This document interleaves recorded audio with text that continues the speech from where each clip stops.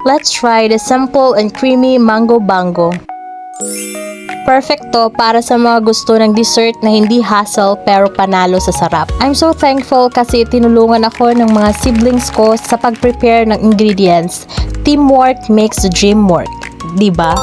Ang mga ingredients na ginamit ko ay super simple lang. Kaya kahit busy tayo sa work, kayang-kaya pa rin gumawa ng dessert. Kaya subukan nyo na to. Una, meron tayong mango condensed milk. Ito yung nagbibigay ng tamis at mango flavor sa ating dessert. Next, cream densada para creamy at rich ang texture. Then, Nestle cream para mas smooth at malasa.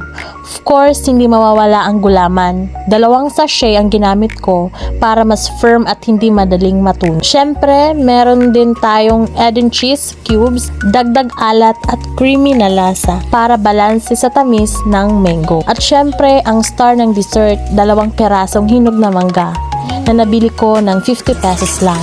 Sulit na sulit. Sagu! Ngayon, haluin lang natin lahat ng ingredients sa isang malaking bowl. Unahin natin yung gulaman, yung sago, at syempre, haluin natin siya para makombine yung ingredients. Then, yung cheese natin.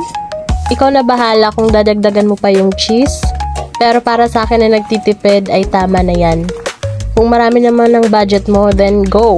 Ito yung next is yung mangga. Ikaw din yung bahala kung ilang perasong mangga ang gagamitin mo.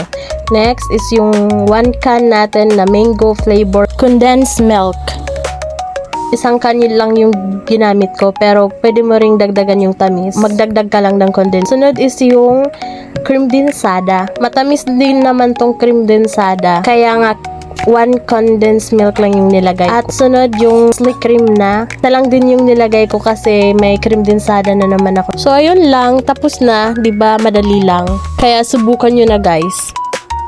I-mix nyo lang ng dahan-dahan para hindi madurog ang mga gulaman at mangga. Grabe, parang summer vibes kahit tag-ulan. After nito, ilagay na natin sa ref at palamigin for about 1 to 2 hours. Then, shala!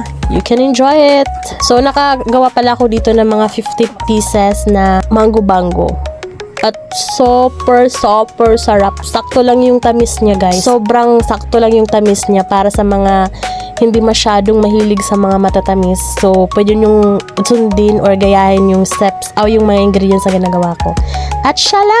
Yan na! So, ayun guys. Tapos ng ating simple mango bango. Madali lang gawin, mura pa at siguradong magugustuhan ng buong pamilya.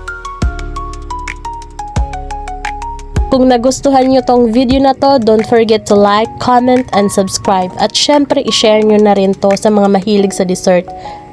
Bye!